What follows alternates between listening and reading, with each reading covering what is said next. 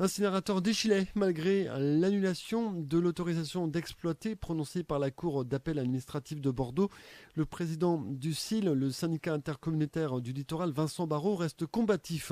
En conférence de presse ce matin, il a confirmé son intention de contester le jugement devant le Conseil d'État, tout en rappelant qu'une nouvelle demande d'autorisation d'exploiter a été déposée en mai dernier sur la base de la loi sur la transition énergétique pour la croissance verte, en mettant en avant le traitement de la filière des biodéchets.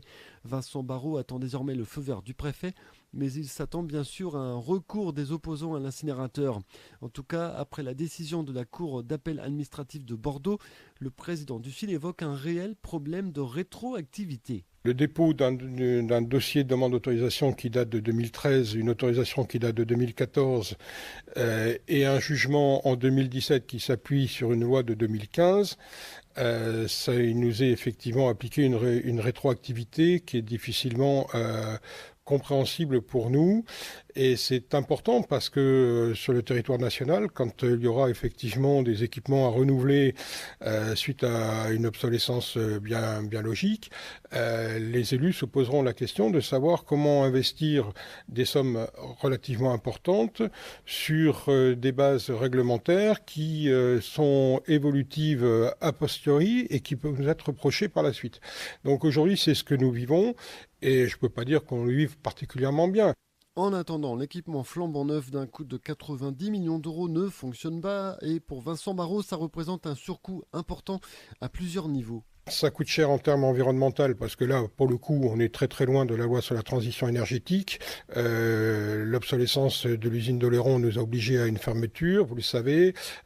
Donc nous avons du coup augmenté de 57% la part des déchets qui part en enfouissement. On est loin de l'effet souhaité par la loi. On fait du tourisme avec nos déchets parce qu'on les envoie du côté de Gizeh, à côté de Poitiers ou dans le département de la Gironde. On n'est pas dans une situation qui aujourd'hui nous permet de garantir un bon traitement des déchets, ça c'est une évidence. Nous avons donc des surcoûts. Nous avons des surcoûts qui sont liés aussi au fait que notre exploitant n'a pas l'opportunité aujourd'hui de vendre de la chaleur et de l'électricité. Et enfin, nous avons des surcoûts qui sont liés au maintien de l'outil industriel pour qu'on puisse être confirmé dans les garanties du constructeur. Le président du CIL ne donne pas de somme exacte pour l'instant, mais elle se chiffrera en millions d'euros, estime-t-il.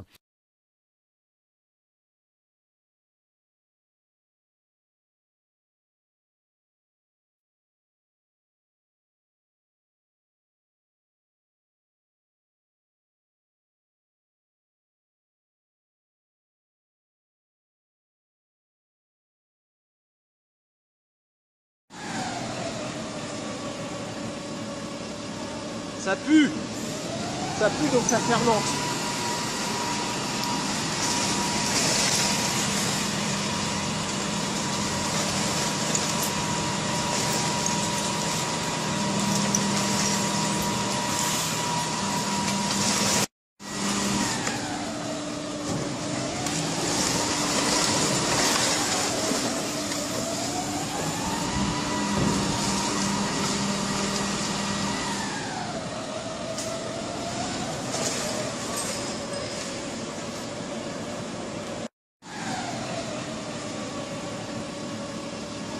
Ça pue, donc ça fermente.